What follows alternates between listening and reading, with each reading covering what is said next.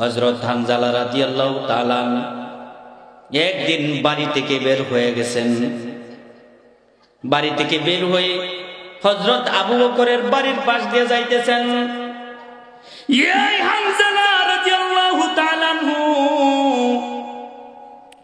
নিজেকে বলতেছে, না ফাকা হানজালা, না ফাকা হানজালা। হানজালা মুনাফিক হয়ে গেছে, হানজালা মুনাফিক হয়ে গেছে।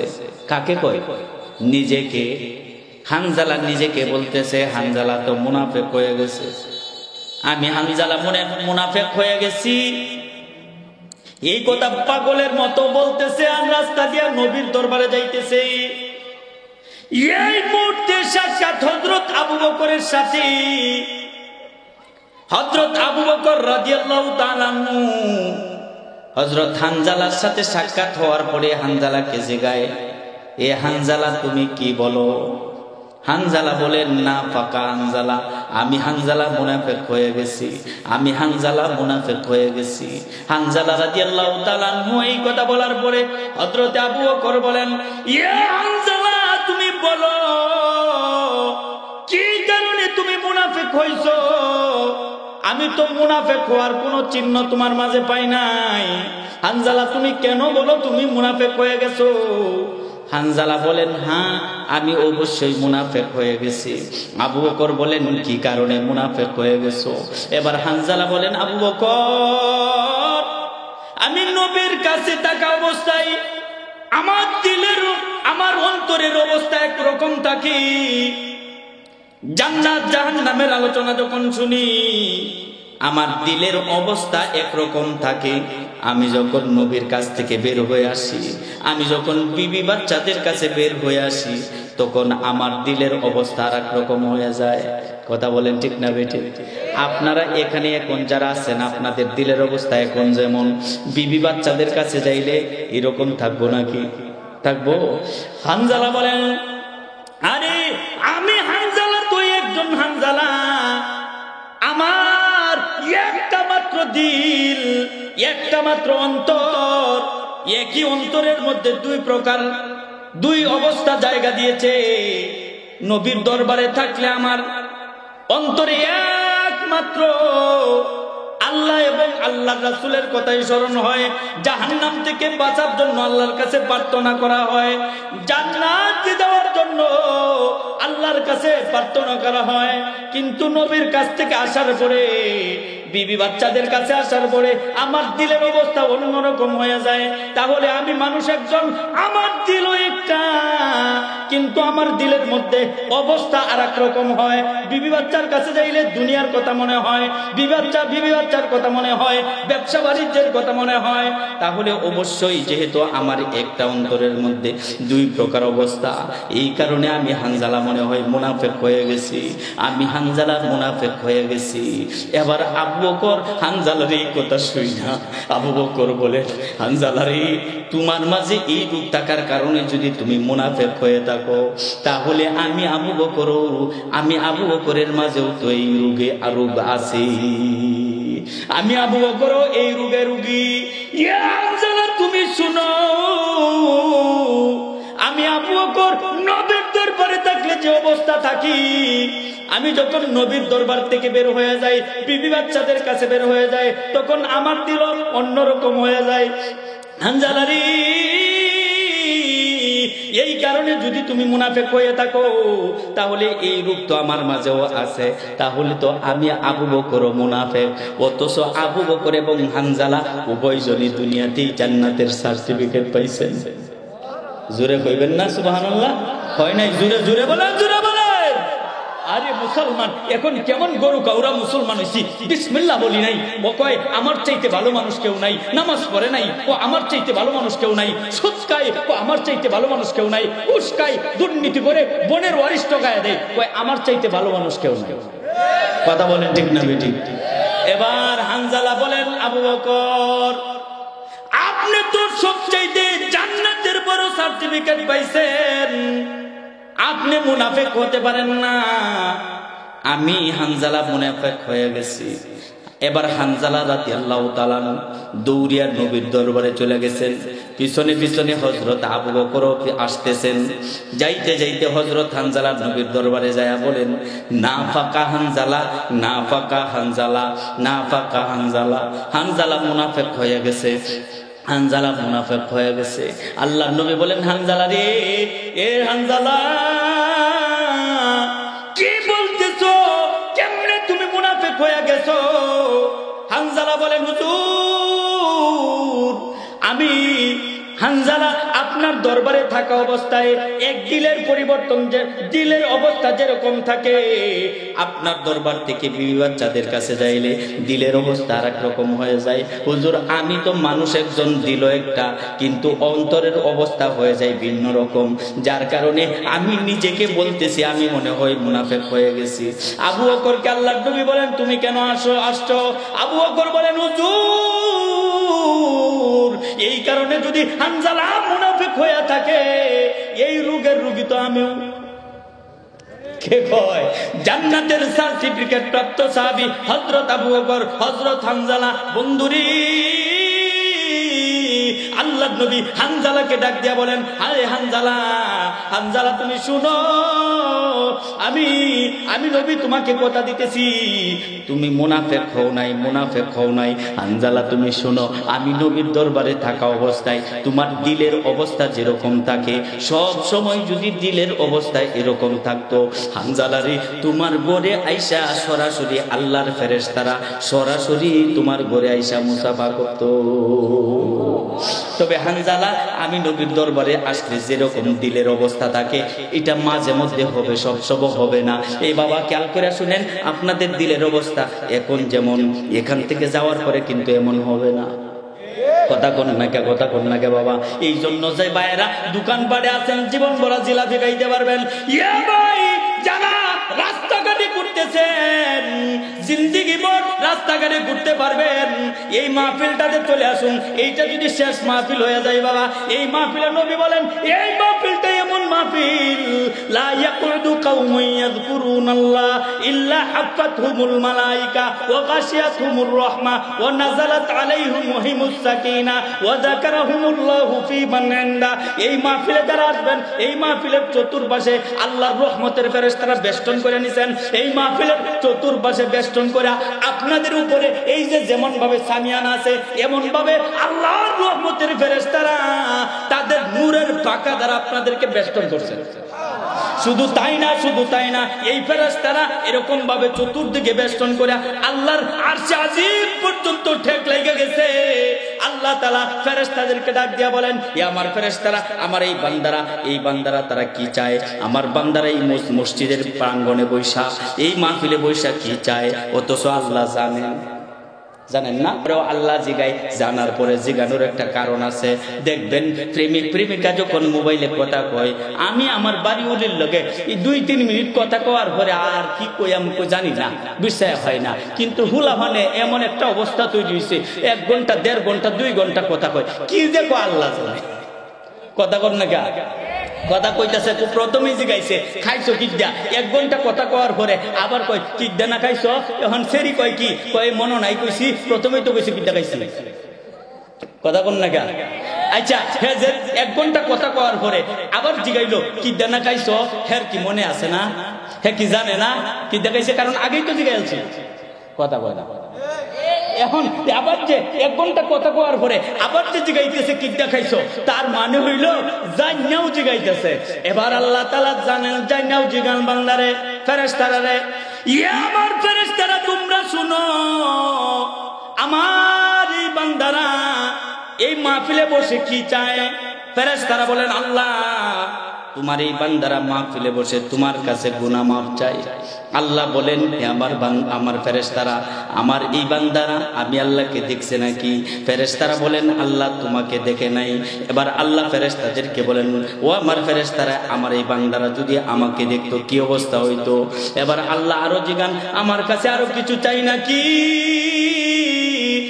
আমার ফেরেশতারা তোমরা বলো, আমার এই বান্দারা আরো কিছু চাইনি। এবার ফেরেশতারা বলেন, আল্লাহ তোমার এই বান্দা বান্দিরা তোমার কাছে জাহান্নাম থেকে মুক্তি চায়, জান্নাতে যেতে চায়। এবার আল্লাহ তাআলা ফেরেশতাদেরকে ডাক দিয়ে বলেন, ফেরেশতারা আমার এই বান্দারা আমি আমার জান্নাত দেখছে নাকি, আমার জাহান্নাম দেখছে নাকি? এবার ফেরেশতারা আল্লাহর কাছে বলেন, আল্লাহ তোমার এই বান্দারা তোমার জাহান্নাম দেখে নাই, তোমার জান্নাত দেখে নাই। এবার আল্লাহ তাআলা ফেরেশতাদেরকে ডাক দিয়া বলেন, ফেরেশতারা রে আমার বান্দারা যদি জাহান্নাম দেখতো জান্নাত দেখতো কি অবস্থা হইতো? হে ফেরেশতারা আমি আল্লাহ তোদেরকে সাক্ষী রাখলাম, এই মাহফিলের ভিতরে যারা আসছে আমার কাছে গুনাহ মাফ চাইতেছে, আমি আল্লাহ এদের জীবনের সব গুনাহ মাফ করে দিলাম। শুধু আমি আল্লাহ মাফ করে শেষ করলাম না, আমার ফেরেশতারা তোমাদেরকে সাক্ষী রেখে বলতে চায় আমার এই বান্দাদের নামটা আমি আল্লাহ তাআলা জাহান্নামের লিস্ট থেকে কাইটা দিলাম। শুধু তাই না, শুধু তাই না, আমার এই বান্দাদের নামগুলো আমি আল্লাহ জান্নাতের লিস্টে উঠায় দিলাম। আল্লাহু আকবার। তাহলে আপনারা দামি না কম দামি? জোরে বল, কত দামি? আল্লাহ আপনাদেরকে মাফ করার জন্য এখানে আনছেন। এখানে যে ইচ্ছা হয়ে আসতে পারবে না। এমপি, মন্ত্রী, টাকা পয়সা, কোটিপতি, শিল্পপতি, এই টাকার বলে আসা যায় না, ক্ষমতার বলে আসা যায় না। যদি ক্ষমতার বলে আর টাকার বলে আসতে পারতো, আপনি আমার মতো গরিব মানুষরা আইতেই পারতাম না। কথা বল না কেন? বড় বড় বর্তমানে বিএনপির দিন বালা, বিএনপিরা যদি একটা মিটিং করে, মিছিল করে, দেখবেন বাবা এই যে স্টেজের মধ্যে নেতা কর্মীরা আকারে বড় বড় যারা হেরাই এখানে স্টেজে দাঁড়ায়। আপনার মতো আমার মতো গরিব মানুষ যাওয়ার কোনো ক্ষমতা নাই। কথা বল না গা? যদি এই মাহফিলে, আল্লাহর কোরআনের মাহফিলে, দ্বীনের মাহফিলে, গুনাহ মাফের মাহফিলে, জান্নাত পাওয়ার মাহফিলে, জাহান্নাম থেকে মুক্তি পাওয়ার মাহফিলে আসার জন্য যদি আল্লাহ এদেরকে সুযোগ করে দিত, তাইলে আপনার আমার সামনে বলার সুযোগ হইতো না, হয় রাস্তায় দাঁড়ায় দেওয়া লাগলো। কথা কোন ঠিক না বেঠিক? অথচ বাবা খেয়াল করে শুনেন, এই যে আপনি যে আমি যে বললাম আমি যে জান্নাতের কথা বললাম, আল্লাহ তাআলা আপনার আমার গুনাহ মাফ করে দিবেন এই কথা বললাম, আপনি বলছেন সুবহানাল্লাহ, সাথে সাথে আল্লাহ তাআলা জান্নাতের মধ্যে এত বড় একটা গাছ তৈরি করে দিয়েছেন। আল্লাহর নবী বলে ক্ষমতা থাকতো, সুযোগ থাকতো, আল্লাহ তৌফিক দিত, তাইলে তারা কইল বাবা রে বাবা অমুকের ফুলা অমুক রিকশা চালায় অমুক জান্নাতে গাছ পেয়ে লইব। যদি তারার বিশ্বাসটা আর এরকম থাকতো আর তৌফিক হইতো, তাইলে এই জান্নাতের গাছ আমনেরে আমারে দিল। আরে বাবা শুধু তাই না, শুধু তাই না, এই যে মাহফিলে এসে আমি আপনাদেরকে নিয়ে একটু জিকির করছি না? একটু জিকির, লা ইলাহা ইল্লাল্লাহ, লা ইলাহা ইল্লাল্লাহ, লা ইলাহা ইল্লাল্লাহ। এই জিকিরটা আল্লাহ নবী বলেন কেউ যদি একবার এই জিকিরটা যদি কেউ 100 বার করতে পারে, কয়শো বার? 100 কয়শো? 100 বার যদি সকালবেলায় জিকিরটা করতে পারে, আল্লাহ নবী বলেন আসমান থেকে জমিন পর্যন্ত যতটা ফাঁকা জায়গা আছে সবটা ফাঁকা জায়গা আল্লাহ তাআলা নেকের দ্বারা ভরপুর করে দেয়। পয়গম্বর আরবি সাল্লাল্লাহু আলাইহি সাল্লাম এই যে সুবহানাল্লাহ বলছেন, খেয়াল করে শুনেন, আল্লাহর নবী মুহাম্মদুর রাসূলুল্লাহ বলেন আমার কোন উম্মতের নারী পুরুষ যদি এই সুবহানাল্লাহ শব্দটা সকালবেলায় 100 বার পড়ে, আল্লাহর নবী বলেন হযরতে ইসমাইল আলাইহিস সালামের বংশধরদের থেকে, ইসমাইল আলাইহিস সালাম অর্থাৎ আমাদের নবীর বংশধরদের থেকে 100 গোলাম আজাদ করলে যে সওয়াব হয়, 100 বার সুবহানাল্লাহ বললে নবীর বংশের 100 গোলাম আজাদ করার সমান সওয়াব আপনার আমলনামা আল্লাহ দান করবে। এই মিয়া কঠিন না সহজ? আরো জোরে কোন?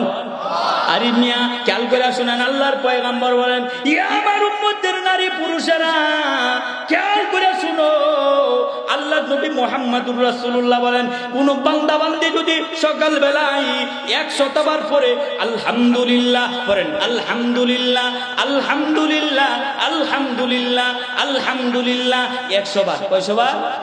100 বার যদি কোন বান্দাবান্দি সকালবেলা পড়তে পারে, আল্লাহর নবী বলেন এই বান্দার আমলনামায় 100 আল্লাহর রাস্তায় 100 ঘোড়া দান করলে যে সওয়াব হয়, 100 ঘোড়া আল্লাহর রাস্তায় দান করার সমান সওয়াব তার আমলনামা দান করবে। এই তসবিহটা সহজ না কঠিন? তে 100 বার আলহামদুলিল্লাহ পড়বেন সকালে, 100 বার সুবহানাল্লাহ পড়বেন সকালে।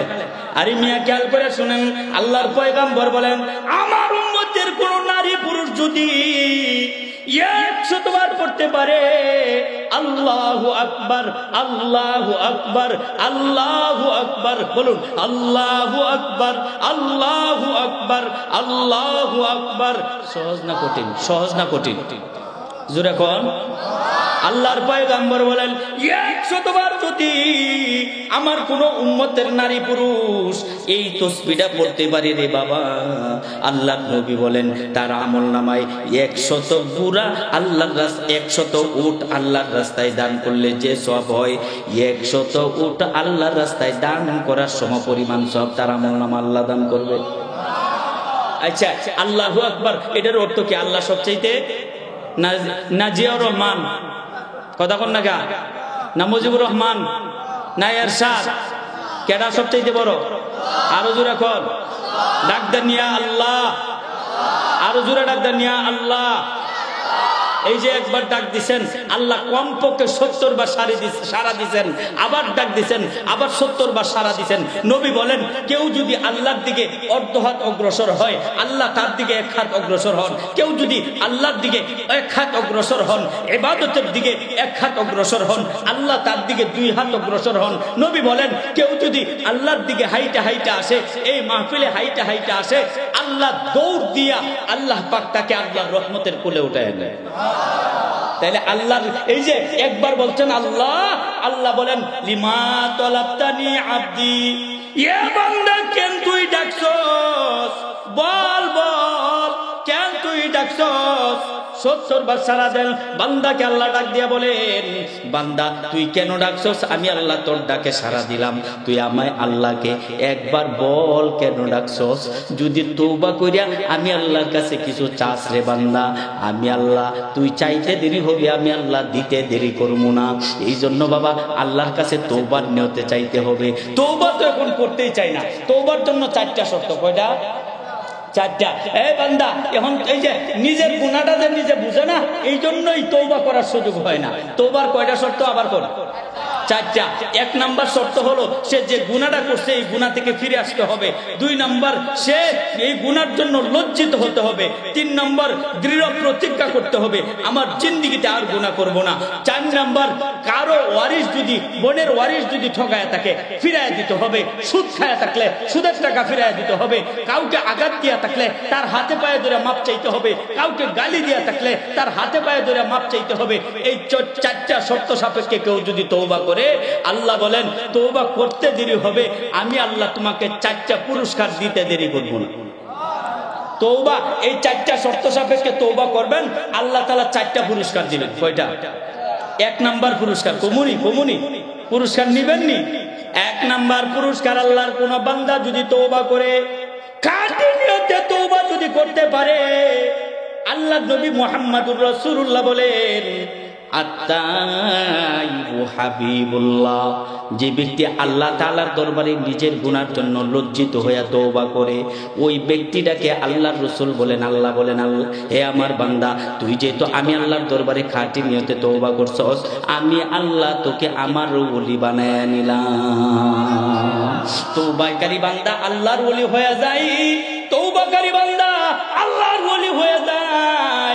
2 নাম্বার আকালা রাসূলুল্লাহ সাল্লাল্লাহু আলাইহি ওয়াসাল্লাম আত্তাইবু মিনাদ যামবি কামান লা যামবালা। 2 নাম্বার পুরস্কার আল্লাহ তাআলা দিবেন, যে ব্যক্তি খাঁটি নিয়তে তওবা করবে তার জীবনের গুনাহ আল্লাহ তাআলা এমন ভাবে মাফ করবেন কেমন যেন সে জীবনে গুনাহই করে নাই। 3 নাম্বার পুরস্কার, তওবাকারী বান্দা যখন মরণ হয়ে যাবে, মরণ মালাকুল মউত আজরাইল যখন আসবে, মালাকুল মউত আজরাইল আসার আগে দিয়া আল্লাহ তাআলা তার মৃত্যু সজ্জায় যখন সে শুয়ে থাকবে, তখন আল্লাহর জান্নাতটা তার চোখের সামনে ধরে দিয়ে আল্লাহ বলবেন বান্দারি তুই যেহেতু খাঁটি নিয়তে তওবা করছস, এই যে দেখ এই তওবার বিনিময়ে আমি আল্লাহ তোর এই জান্নাতটা দিমু। অর্থাৎ মরণের আগে আল্লাহর জান্নাতটা তওবাকারী বান্দাকে দেখায়া দিবি। 4 নাম্বার পুরস্কার, আল্লাহর নবী বলেন কেউ যদি খাঁটি নিয়তে তওবা করতে পারে, আল্লাহ পাক রব্বুল আলামিন ওই বান্দাটাকে মরতে দেরি হবে, আল্লাহর জান্নাতে প্রবেশ করতে করাইতে দেরি করবেন না। নিয়ত আছে নি? নিয়ত আছে? হ্যাঁ নিয়ত আছে। পয়গম্বর আরবি সাল্লাল্লাহু আলাইহি সাল্লাম আরো বলেন ইয়া আমার উম্মতে এই যে কিছু তসবি দেওয়া যায়, কিছু দিক চিকিৎসা দেওয়া যায়, করবেন চিকিৎসা? এই ফেসবুক চালাইবেন না। কেউ যদি ফেসবুক চালায় কমপক্ষে 8টা বড় বড় ক্ষতি, ওইটাম নাকি বেশি ফেসবুক চালাইলে, বেশি ফেসবুক চালাইলে 1 নম্বরে তার মাথার মেধা শক্তি দুর্বল হয়ে যায়, মাথার মগজ নষ্ট হওয়ার সম্ভাবনা থাকে। 2 নম্বরে তার চোখের দৃষ্টি শক্তি কমে যায়। 3 নম্বরে কর্ণ শক্তি কমে যায়। 4 নম্বরে চেহারা সৌন্দর্য নষ্ট হয়ে যায়। 5 নম্বরে গলার শ্বাসনালী কণ্ঠনালী দেখবেন বেশি যে ফেসবুক চালাই শুয়া এরপরে একটু শ্বাসকষ্ট দেখা দেয়। কারণ বেশি ফেসবুক চালাইলে তার কণ্ঠনালী শ্বাসনালী দুর্বল হয়ে যায়, নষ্ট হওয়ার সম্ভাবনা থাকে। 6 নম্বরে হার্টের সমস্যা হয়। 7 নম্বরে গ্যাস্ট্রিক রোগ বৃদ্ধি পায়। 8 নম্বরে যৌন শক্তি কমে যায়। এই ফেসবুকের কারণে জিকির করব, কোরআন তেলাওয়াতি করতে সময় পায় না। কথা কোন ঠিক না বেঠিক? অথচ পয়গম্বরে নবী সাল্লাল্লাহু আলাইহি সাল্লাম বলেন, ইয়া আমার উম্মতের নারী পুরুষেরা, মা বোনরাও খেয়াল করে শুনবেন, আল্লাহর নবী বলেন আমার উম্মতের কোন নারী পুরুষ যদি মাত্র 3 বার সকালবেলা, কয়বার? 3 বার সকালবেলা পড়তে পারে কুল হুয়াল্লাহু আহাদ আল্লাহুস সামাদ লাম ইয়ালিদ ওয়া লাম ইউলাদ ওয়া লাম ইয়াকুল লাহু কুফুয়ান আহাদ। এই কুল হুয়াল্লাহ সূরাটা জানে না এমন কোন মুসলমান মনে হয় দুনিয়াতে নাই। আল্লাহর পয়গম্বর বলেন 3 বার কুল হুয়াল্লাহর সূরাটা তুমি পড়বা, আল্লাহ তোমার আমলনামা পুরা কোরআন শরীফ একবার খতম করলে যে সওয়াব হয়, আল্লাহ 1 খতম কোরআন তেলাওয়াতের সওয়াব তোমার আমলনামা দান করবে। পয়গম্বর আরবি সাল্লাল্লাহু আলাইহি সাল্লাম আরো বলেন, ইয়া আমার উম্মতের নারী পুরুষেরা, আল্লাহর কোরআনে আল্লাহ এমন 2টা সূরা দিবেন যে 2টা সূরা অন্য কোন নবী রাসূলগণকে আল্লাহ দেন নাই। তাওরাত কিতাবে আল্লাহ দেন নাই, ইনজিল কিতাবে দেন নাই, জবুর কিতাবে দেন নাই। একমাত্র কোরআনের মধ্যে এই 2টা সূরা আছে। এই 2টা সূরা হলো কুল আউযু বিরাব্বিল ফালাক, কুল আউযু বিরাব্বিন নাস, কুল আউযু বিরাব্বিল ফালাক এই সূরাটা, আর একটা হলো কুল আউযু বিরাব্বিন নাস। কঠিন না সহজ? পয়গম্বর আরবি বলেন, এই ডাক্তারের কাছে যাওয়ার দরকার নাই, কবিরাজের কাছে যাওয়ার দরকার নাই, হুজুরের কাছে তাবিজ কবজের জন্য যাওয়ার দরকার নাই। তুমি যদি এই 2টা সূরা পড়া আল্লাহু আকবার, হাতটা এইভাবে ধইরা হাতের মধ্যে 3টা ফু দিতে পারো, 3টা ফু দিয়া যদি পুরাটা শরীর মালিশ করে দিতে পারো, তোমাকে কেউ জাদু করে কোনো ক্ষতি করতে পারবে না। জিন পরি দেও দানব তোমার কোনো ক্ষতি করতে পারবে না। সাপ বিচ্ছু তোমার কোনো ক্ষতি করতে পারবে না। এমনকি মানুষ নামে তোমার যে শত্রু আছে এরাও তোমার কোনো ক্ষতি করতে পারবে না। কারণ এই 2টা সূরার কারণে আল্লাহ তাআলা তোমার সমস্ত শত্রু থেকে আল্লাহ কুদরতি হাতের দ্বারা হেফাজত করবে। নিয়ত আছে করবেন? হায় মিয়া, পয়গম্বর আরবি সাল্লাল্লাহু আলাইহি সাল্লাম আরো বলেন, ইয়া আমার উম্মতের নারী পুরুষেরা, খেয়াল করে শুনো, আমার কোরআনে আল্লাহর নবী বলেন, আল্লাহর কোরআনে 2টা সূরা আছে। একটা সূরার নাম সূরা ইয়াসিন, ওয়াল কুরআনিল হাকীম, ইন্নাকা লামিনাল মুরসালিন।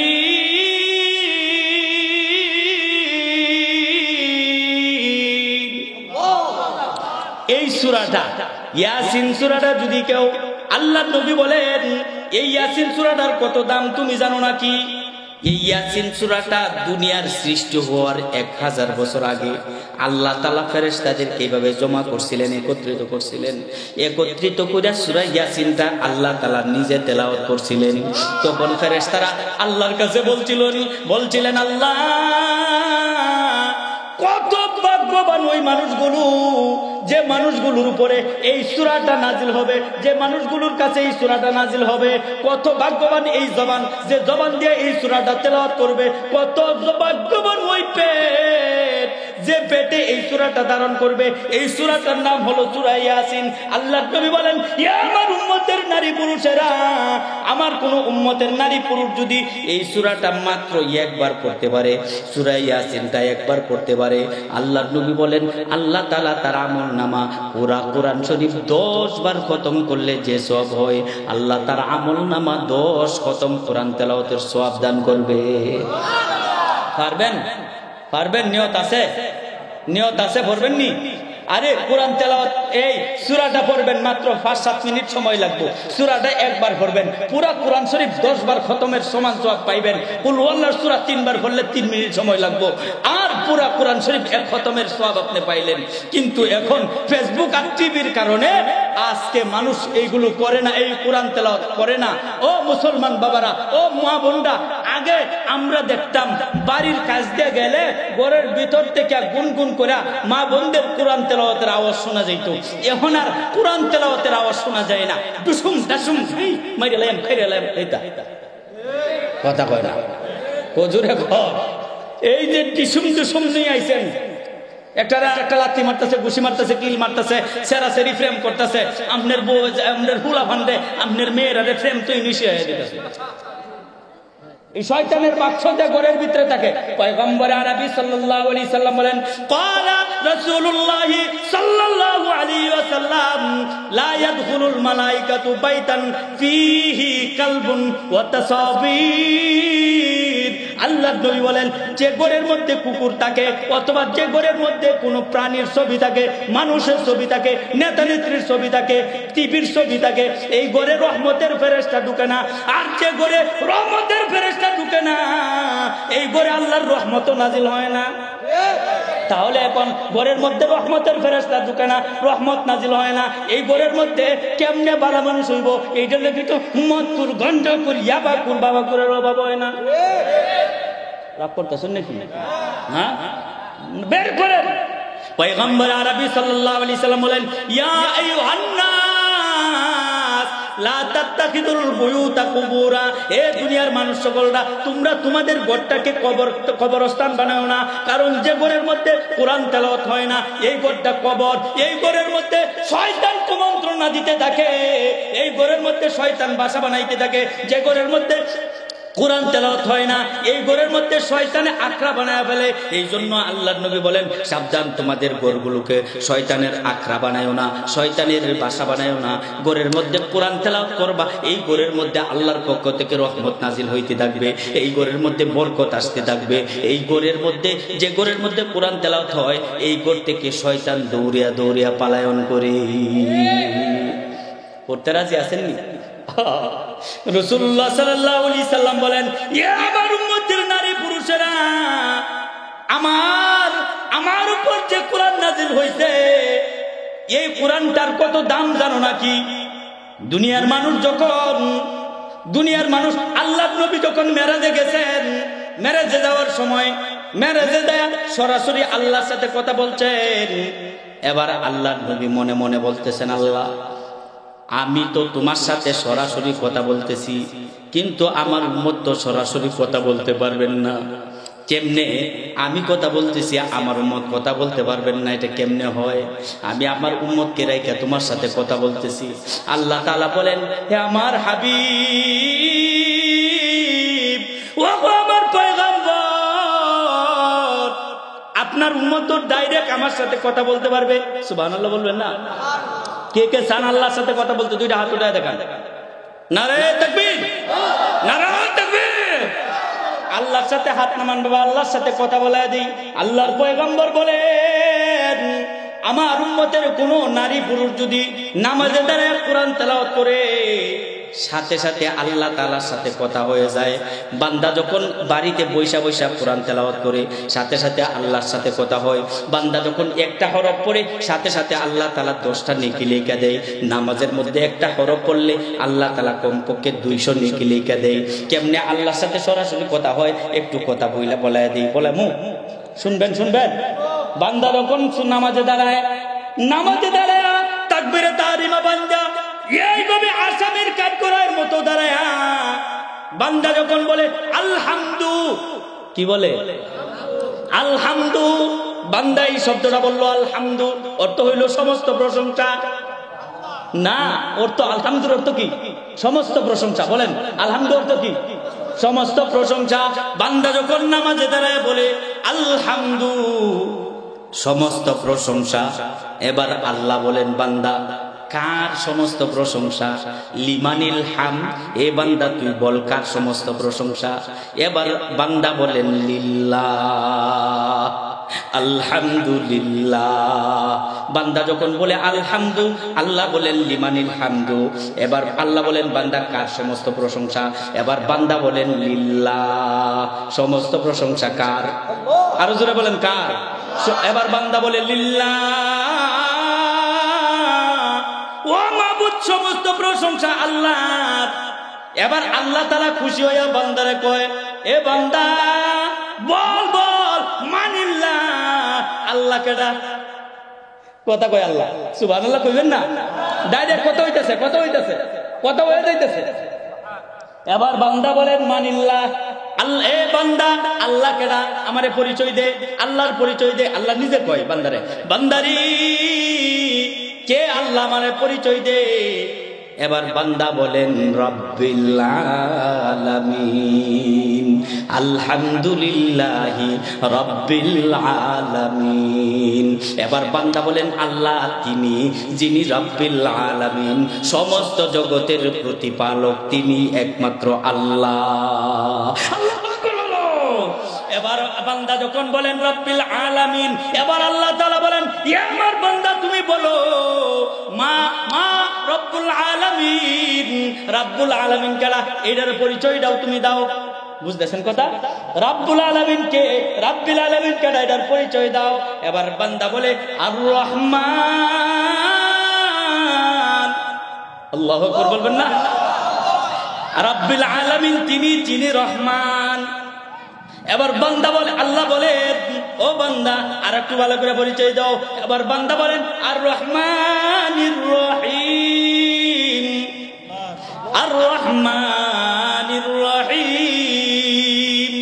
এবার আল্লাহ তাআলার কাছে বান্দা বলেন আল্লাহ তিনি যিনি রব্বুল আলামিন, রব্বিল আলামিন তিনি যিনি আর রহমানির রহিম, পরম দয়ালু অতি মেহেরবান। তিনি আল্লাহ যিনি রব্বিল আলামিন, বিশ্ব জগতের প্রতিপালক। তিনি আল্লাহ যিনি পরম দয়ালু অতি মেহেরবান, পরম দয়ালু অতি মেহেরবান। বুঝতেছেন কথা? কথা বোঝা যায়? এবার বান্দা বান্দাকে আল্লাহ তাআলা ডাক দিয়া বলেন ইয়া আমার বান্দা তুমি বলো রহমানির রহিম কে? দেখছেন আল্লাহ কথা কয়, কথা কয়, কথা কয়। আচ্ছা আল্লাহ তো সব জানেন, যাই না কথা কয়। ওই যে আগেই তো বলছিলাম, প্রথমে খাবারের কথা জিজ্ঞাসি কি দিয়ে খাইছো, 1 ঘন্টা পরে আবার কই এই কি দিয়ে না খাইছো। আল্লাহ জানেন, যাই না জিগান বান্দা আর রহমানির রহিম কেডা? আর একটু ভালো করে বুঝায় কো। আল্লাহু আকবার বলো। আর একটু ভালো করে বুঝায় কো। এবার বান্দা বলেন মালিকি ইয়াউমিদ্দিন। আল্লাহু আকবার বলো। আর রহমানির রহিম ইয়াউমিদ্দিন, বিচারের দিনের মালিক। এবার বান্দা যখন বলেন আলহামদু, সমস্ত প্রশংসা আল্লাহ, বলেন কার সমস্ত প্রশংসা? এবার বান্দা বলেন লিল্লাহ, সমস্ত প্রশংসা আল্লাহর। এবার আল্লাহ বলেন আল্লাহ কেডা? পরিচয় দে। এবার বান্দা বলে আর রহমানির রহিম। এবার আল্লাহ বলে এ বান্দা বল বল আর রহমানির রহিম কে? এবার মালিক। এবার বান্দা বলে মালিক ইয়াউমিদ্দিন। এবার আল্লাহ তাআলা বলেন আনা মালিক ইয়াউমিদ্দিন। ও বান্দা আমি তো মালিক ইয়াউমিদ্দিন, আমি তো বিচার দিনের মালিক। এবার বান্দাকে আল্লাহ তাআলা ডাক দিয়া বলেন বান্দারি যেহেতু আমি বিচারের দিনের মালিক, মালিক ইয়াউমিদ্দিন, আমি যেহেতু বিচারের দিনের মালিক, বল তোর কি উদ্দেশ্য? তুই আমার কাছে কি চাস বল? বল বান্দা, আমি আল্লাহর কাছে যা চাইবে আমি আল্লাহ সব আজকে তোকে দিব।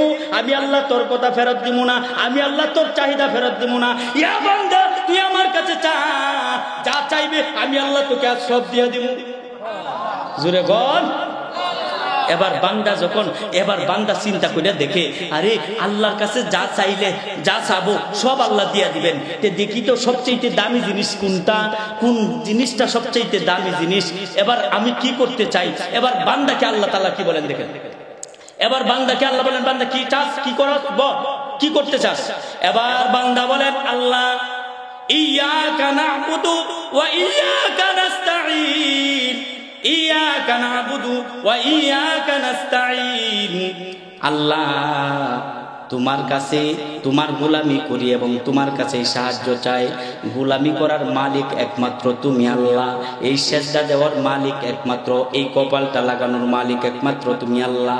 মাজারে যায় সেজদা দেওয়া যাবে না, বাবার পায়ে যায় সেজদা দেওয়া যাবে না। এই বাবার পায়ে মাজারে সেজদা দেওয়া গুনাহ, শিরিকের গুনাহ, এই গুনাহ জীবনেও আল্লাহ মাফ করেন না। এই জন্য বাবা এই কপালটা লাগানোর মালিক একমাত্র কে? কার পায়ে এই কপালটা লাগাইবেন? আর জোরে বলেন কার পায়ে লাগাইবেন? তাহলে যারা বাবার পায়ে সেজদা দেয় এরা মুশরিক। কথা কোন, কথা কোন। যারা মাজারে যায় সেজদা দেয় এরা মুশরিক। এই জোরে কোন। কোন পীরের পায়ে যদি যায় সেজদা দেয় এরা মুশরিক। এই মুশরিকদের গুনাহ আল্লাহ মাফ করবেন না, কারণ এটা শিরিকের গুনাহ। এই গুনাহ কোনোদিন আল্লাহ মাফ করেন না।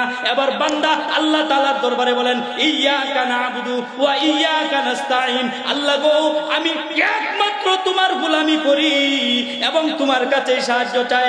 এবার বান্দা আল্লাহ তাআলা বান্দাকে ডাক দিয়ে বলেন, বান্দারে আমার কাছে কি সাহায্য চাস, কি চাস? এবার বান্দা চিন্তা করে দেখে দুনিয়ার মধ্যে সবচাইতে দামি জিনিস কোনটা?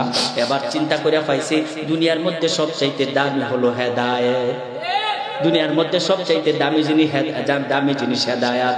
যদি আপনার হেদায়েত না থাকে তাহলে আপনি কাফের হয়ে যাবেন, জাহান্নামী হয়ে যাবেন। আর এই জাহান্নামটা এত গভীর, এত গভীর জাহান্নাম। আল্লাহ নবী মুহাম্মদুর রাসূলুল্লাহ সাহাবায়ে কেরামগণকে নিয়ে নামাজ পড়তেছিলেন, হঠাৎ করে ধুম করে একটা শব্দ পাইছেন। নামাজ থেকে ফারেক হইয়া আল্লাহ নবী সাহাবীদেরকে জিজ্ঞাসা, সাহাবীরা রে একটা শব্দ তোমরা পাইছনি? সাহাবীরা বলেন, হুজুর একটা শব্দ পাইছি। এবার আল্লাহ নবী বলেন, এই শব্দটা কিসের শব্দ জানো নাকি? কয়, আজ থেকে 70 বছর আগে জাহান্নামের কিনারা থেকে একটা পাথর ছুঁইটা গেছিল, এই পাথরটা মাত্র জাহান্নামের নিচে যায় পৌঁছেছে, এইটাই শব্দটা তুমি পাইছো। এবার চিন্তা করে দেখুন কত গভীর জাহান্নামটা বাবা। আর এই জাহান্নামের আগুনটা দুনিয়ার আগুনের থেকে 69 গুণ শক্তিশালী আগুন। কয় গুণ? 69 গুণ। মুসলমান বাবারা আমার খেয়াল করে, মুস্তাকিম সিরাতাল্লাযীনা আন'আমতা আলাইহিম। আল্লাহ তুমি আমারে এমন হেদায়েত দাও যে হেদায়েতের উপর চললে তুমি তোমার জান্নাতে আমি যাইতে পারবো। যে হেদায়েতের উপর চলার কারণে তোমার অনেক বান্দাকে তুমি জান্নাত দিছো, এমন রাস্তা তোমার কাছে চাই। এবার বান্দাকে আল্লাহ ডাক দিয়া বলেন, এ বান্দা আরো কিছু চাসনি? ক আরো চাস কিনা? এবার বান্দা বলেন, আল্লাহ আর একটা জিনিস তোমার কাছে চাই। এই জিনিসটা হলো গায়রিল মাগদুবি আলাইহিম ওয়ালাদ-দাল্লিন। জোরে কোন আল্লাহু আকবার। আল্লাহ তোমার কাছে আরেকটা জিনিস চাই, গায়রিল মাগদুবি আলাইহিম ওয়ালাদ-দাল্লিন। ইহুদিরা যে রাস্তা চইলা পথভ্রষ্ট হইছে, ধ্বংস হইছে, জাহান্নামী হইছে, খ্রিস্টানরা যে রাস্তা চইলা ধ্বংস হইছে, জাহান্নামী হইছে, এই রাস্তায় আমাদেরকে চলাই নেন না।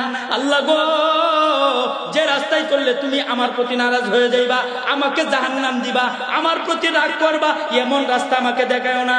এবার আল্লাহ বলেন, যা যা বান্দা, তুই যেহেতু আমি আল্লাহর কাছে নামাজের মধ্যে হেদায়েত চাইছ, সুজা রাস্তা চাইছ, আমি আল্লাহ তোকে হেদায়েতের রাস্তা দিয়া দিলাম, জান্নাতের রাস্তা দিয়া দিলাম। আমি আল্লাহ তোরে জান্নাতের ব্যবস্থা করে দিলাম। এবার বান্দা বলে আমিন, কয় না?